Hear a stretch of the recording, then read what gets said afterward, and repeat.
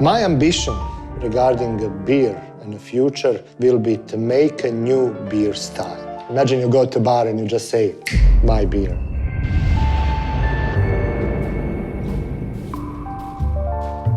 My name is Zoran Qoykoviç. I'm Director of Brewing Science and Technology here in Carlsberg Research Laboratory. What can I tell you about me? Born and raised in former Yugoslavia. When war happened in 1992, managed to get out. Well, I came to Świnoujście in Poland and had to take a ferry to Sweden. And then I show her, I have 500, where can I go? And she says, Copenhagen, Denmark, beautiful place. And that's how I ended up in Denmark. It's true, it's a true story. I started playing with the yeast during my PhD and studied a lot of different yeast. And during this process, of course, I spent some time in the Carlsberg Research Laboratory. And now it developed into, I would say, real passion, maybe even on the border with obsession.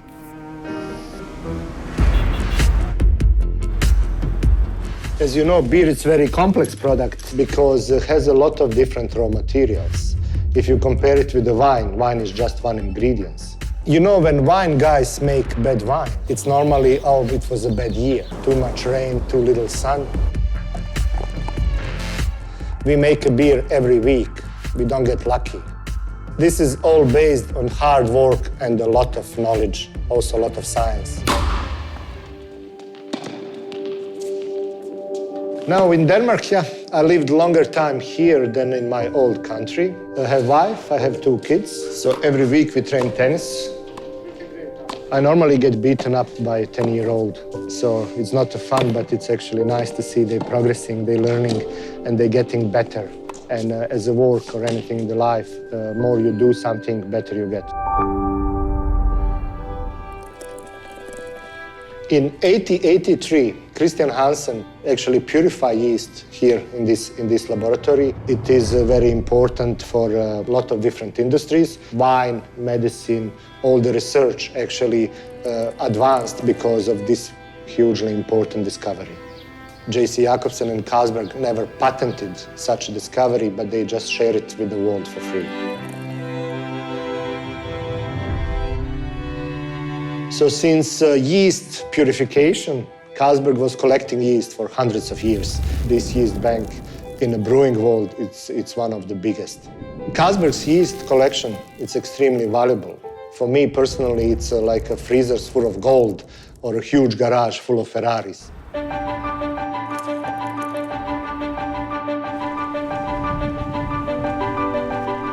I work with beer now for so many years, and beer definitely can help you to be more sophisticated.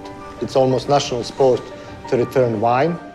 You will taste wine and then we say, oh, sorry, this is not good. But how many people have expertise to return beer? Did you ever return beer in a restaurant? I did once in Tivoli. I told a lady, sorry, this beer is too old. And she was like, what? And then looked, oh, sorry.